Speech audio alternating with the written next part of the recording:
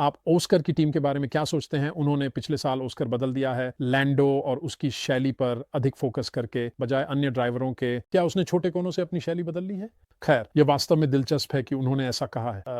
यह बिल्कुल वही है जो मैंने साल के दूसरे हिस्से में ऑस्कर की ड्राइविंग के बारे में कहा है कि वह छोटे कोनों के लिए अपनी भावना खोते हुए लग रहे हैं और वह लैंडो की ड्राइविंग शैली की ओर बढ़ते हुए प्रतीत हो रहे हैं। और मैंने कहा है कि यह कितना अफसोस की बात है और यह कितनी बड़ी गलती है, क्योंकि उसके पास वह प्राकृतिक क्षमता है कि वह कोने में काफी जल्दी पहुंच सके और अंडरस्टीयर के साथ जीने के लिए पर्याप्त संवेदनशील होना और ज्यामितीय शीर्ष से अलग बिल्कुल सही समय पर उसका घूर्णन प्राप्त करें। यह एक ईश्वरीय प्रतिभा है जिसके साथ आपको खेलना नहीं चाहिए।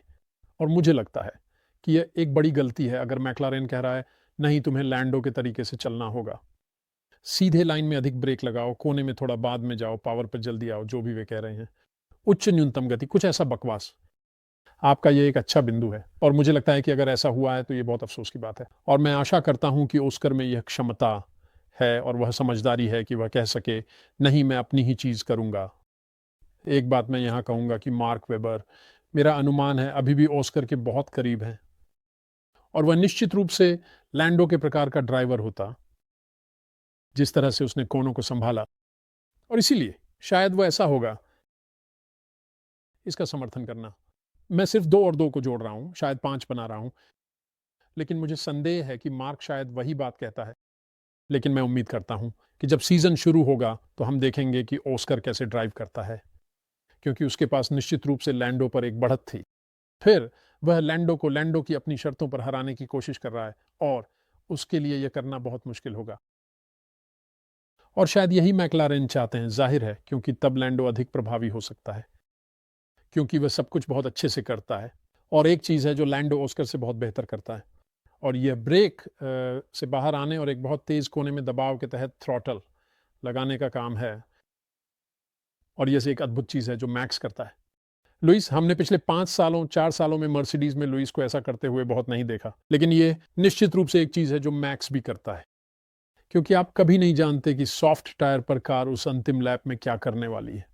और आपके पास है, आप जानते हैं, लैप के अंत में चेकर्ड झंडे निकल रहे हैं और लैंडो उस समस्या से निपटने का तरीका यह है कि वह कोने में थोड़ा जल्दी चला जाता है और फिर बस कार को स्थिर होने दें और सॉफ्ट टायर की ग्रिप को महसूस करें, कार को स्थिर करें। और यह एक अद्भुत प्रतिभा है जो उसके पास है, और वहीं पर वह पिछले साल ऑस्कर के साथ कर रहा था। अगर ऑस्कर ऐसा करना शुरू कर रहा है और इस मामले में लैंडो से सीख रहा है तो ये बहुत अच्छा है। फिर भी वह जो कर सकता है वह या तो उतना अच्छा होना है या लैंडो से मेल खाओ। अगर वह छोटे कोनों पर वापस जाता है तो वह लैंडो से बहुत अलग कुछ कर रहा होगा, और मुझे लगता है कि उसे यही करना चाहिए। एक ही सवाल, नॉरिस इस साल एक संभावित टाइटल विनिंग कार के साथ वीपीएसटी में है। क्या आपको लगता है कि एक को दूसरे पर प्राथमिकता दी जानी चाहिए ताकि पिछले सीजन की पुनरावृत्ति से बचा जा सके? खैर, मैं करता हूं क्योंकि ये, आप जानते हैं, लैंडो के लिए ऑस्कर को हराना बहुत मुश्किल है।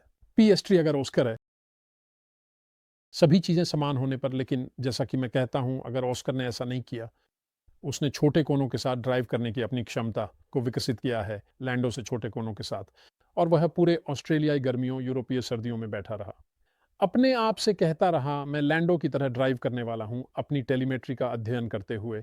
मैं बाद में ब्रेक लगाने वाला हूं या जल्दी पावर ऑन करने वाला हूं या जो भी वह सोचता है कि वह करने वाला है। फिर वह कभी लैंडो को नहीं हरा पाएगा। और शायद मैक्लारेन हमसे कहीं ज्यादा समझदार हैं जितना हमने कभी सोचा था, या मैंने उसे श्रेय दिया कि शायद यह लैंडो को कहने का उनका तरीका था।